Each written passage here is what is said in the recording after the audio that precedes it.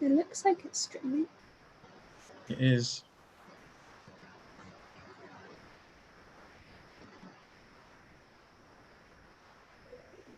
Hey, we are live. So, Stevie, Yeah. let's continue that conversation because it was really, really, really interesting. So, shoot, ask that question again. I really want to hear what's going on. Okay, so the question that we had was, what are the things that people often forget to do or don't really consider when creating lead generation and online social media content? Okay, that's a good one. You know, um, it's like the class we had this morning. Sometimes, um, when you're dealing with content, it's not just about how good you are as a business or what kind of services that you offer people. Something that is really important is how you are positioned. And just bear with me one sec. I just want to play about with this because we're having a bit of a having some fun here. So I just want to share this with some other guys so that they can actually see this as well. Right? Just let's be sharing. Let's be caring. Sharing is caring. Sharing is So caring. yeah, check out this how and why you should. I mean, that's like a key social media lesson right there. I mean, Yeah, sharing is one of the most important social media factors, more so than likes and comments. You want people to be sharing your content and getting it out there. definitely, definitely, definitely, definitely. So you know what? So like with us, so let's start with something practical that anyone can actually catch on to. So people looking at this would notice the sort of backgrounds we've got, right? And these backgrounds are not there by chance. We've definitely created them for more than one reason. One, because if you want to send out a message to an audience without actually selling it or shoving it in their face, you want to subtly market and create awareness. Anyone watching this would notice what's above us. They'll notice as a wow, look at that message. And I think what people should be thinking about is how do you duplicate this so that you're able to, you know, spread your message as far wide as possible. That's one way of looking at it. The other thing that I think your question really answers is, or your question asks is, people need to know that your lighting is critical. It's really, really critical, especially if you're a person, you're a Nubian, you've got dark skin. You have to have the light on you. You shouldn't be in a room that is reasonably lit. You need to be in a room that is really bright so that people can see you and they can see your expression, they can partake in your energy. Just like some of the classes we deliver, when people record really good videos, they do it, but they do it in dark rooms, and then they end up realizing that it has to be done again.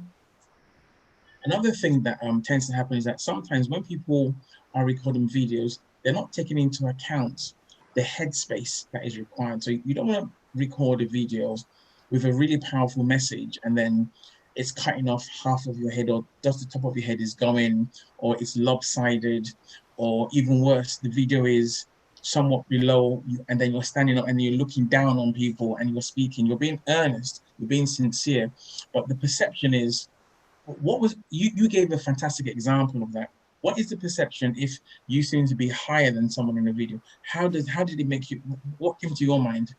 Well, it's all subconscious body language. If your camera is positioned so that you're looking down on the viewer, you're above the viewer, it gives that subconscious feeling of they're superior, they're in a position of authority, and you're inferior, which for the viewer it gives you this feeling of you're being looked down on, you're inferior, which isn't a pleasant feeling. And it's not even something that you would probably consciously realize, but it's that subconscious and subtle body language that comes across through the camera of that unequal power dynamic. I love that definition, and I think what's important in all of this is that when we are doing these videos, our end goal is to connect with our audience and to sell our product or service. So if when we're trying to communicate, we're already subliminally given a message that we feel superior, what do you think that would do to the end goal of creating a sale?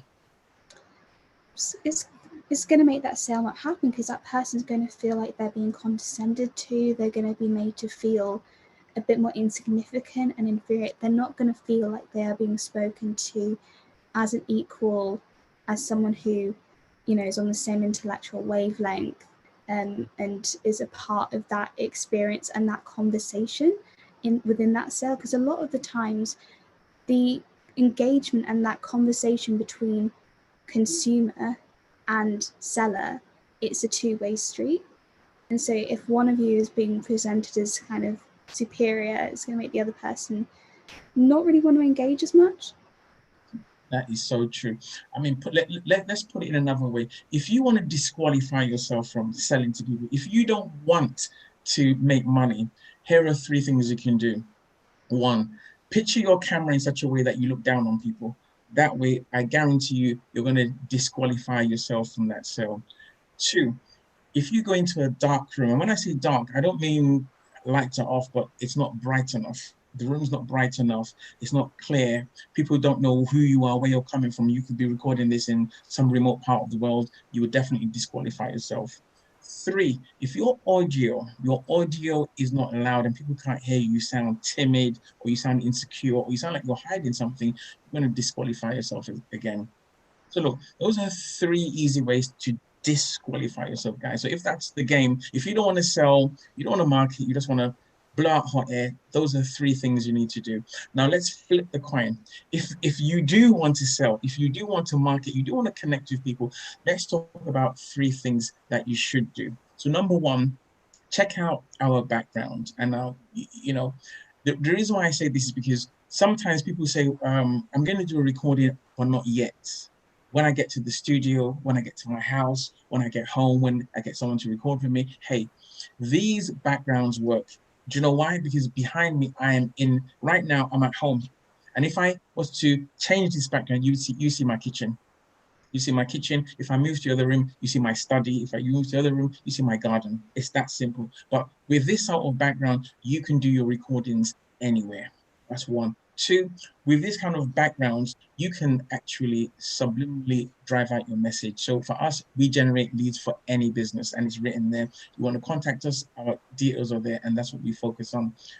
Number three, if you want to definitely connect with a business, you need to get your message straight. And your message isn't something that you're thinking about. Your message is a benefit that your audience need. And that's why what's above us really works. It's crystal clear, it's a call to action, and it's a direct benefit to our audience. And one thing I'll throw in, I said three, but I'm going to throw one more for luck. We are broadcasting this live right now on Instagram, on Facebook, and on YouTube. And shortly, we'll be doing the same thing on LinkedIn. So there's so many ways to scale and bring about your visibility. So if you want to get started in business, you don't have to wait for the perfect time. Get your laptop, get a phone, get a backdrop, get a message, connect to the world, and start pushing out. Tell you something I told my audience this morning. Nobody or no market will ever give you an audience. You need to push yourself out. If you don't push out, if you don't make and create a space for yourself, no one's going to be, it's your turn. That doesn't exist. There is no gentleman's agreement out there. If you want, you need to push, you need to assert, you need to become an authority, you need to become distinctive in a very noisy marketplace. And I hear someone say, I'm not sure if I should do that business because everyone's there. I'll tell you one more thing. If everyone is in the business, jump in there. Because guess why they're in there? Because there's lots and lots and lots of clients. Anywhere you see lots of clients, jump in. Anywhere that seems saturated, jumping, because that is exactly where the money is. Do not go to a quiet market. There's no money there. The reason why the big fish are not there is because there is no money. Anywhere the big boys are making noise, too high, pushing out, is because there is money there. So guys, those are our tips for the day. Stevie, we've got work to do, so I think I'm going to put this off, but I thought, you know, it's something nice to share. So, guys, from us, it's a bye bye, and we'll talk to you later. All right. Bye.